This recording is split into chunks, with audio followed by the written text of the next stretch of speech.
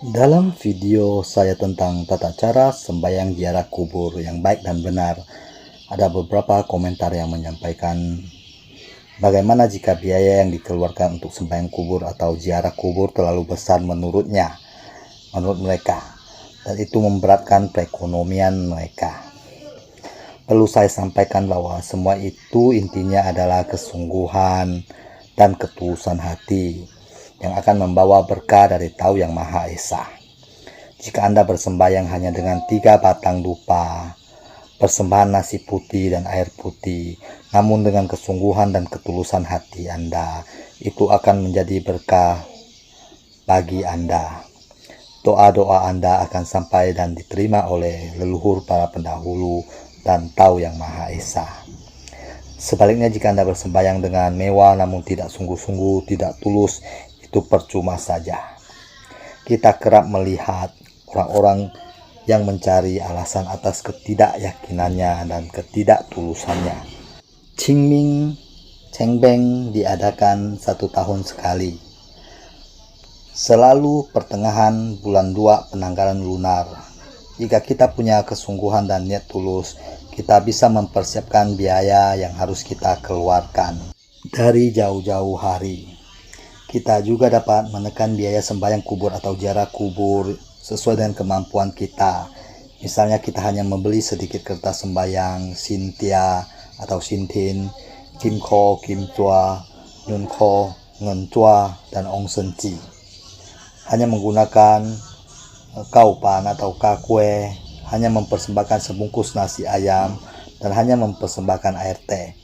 Itu tidak masalah jika kita bersungguh-sungguh dan tulus melakukannya. Dalam sembahyang Tridharma tidak ada paksaan.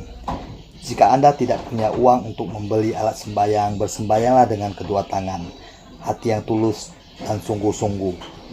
Itu sudah sangat baik. Di kelenteng vihara di Kalimantan Barat, biasanya Anda bisa mengambil alat-alat sembahyang yang telah dipersiapkan tanpa perlu membayar. Hanya ada kotak dupa atau kotak sumbangan untuk alat sembahyang kelenteng vihara yang tidak dijaga. Jadi terserah Anda mau memberi berapa sebagai sumbangan untuk alat sembahyang kelenteng vihara. Dan bila Anda tidak menyumbang setelah menggunakan alat sembahyang yang telah disiapkan itu oleh pihak kelenteng vihara itu, juga tidak masalah. Ajaran Tridharma, terutama Taoisme, melarang kegiatan keagamaan untuk dikomersialkan. Dalam ajaran Taoisme, semua kembali pada hati niat kita masing-masing. Semua ritual hanyalah bentuk simbolis dari ajaran kebenaran suci. Jika kita ingin mendekatkan diri dengan Tahu Yang Maha Esa, di mana saja kita dapat melakukannya, apa itu dengan perbuatan kebajikan atau hanya dengan doa tulus di dalam hati dengan membayangkan para guru sejati atau guru suci.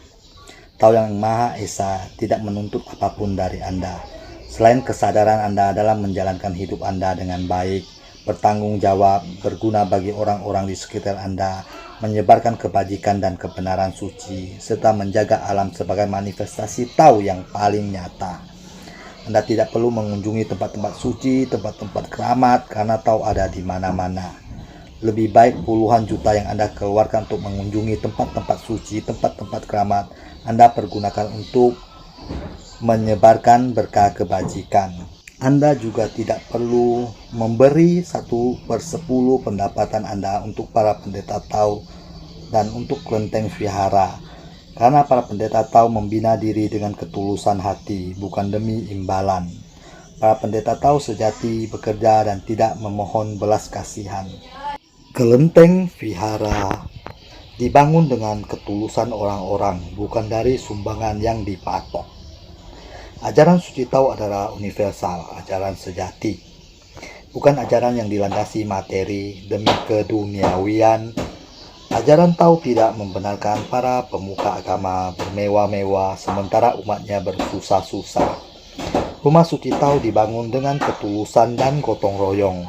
Para pendeta Tahu hidup sederhana dan bekerja untuk memenuhi kebutuhan sandang pangan mereka. Ajaran Tahu tidak membahas larangan-larangan, aturan-aturan yang tidak memiliki landasan kebenaran, fakta, dan logika.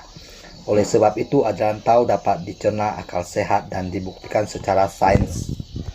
Sekian video kita kali ini, semoga kebajikan menyertai kita semua. Sampai jumpa di video-video selanjutnya.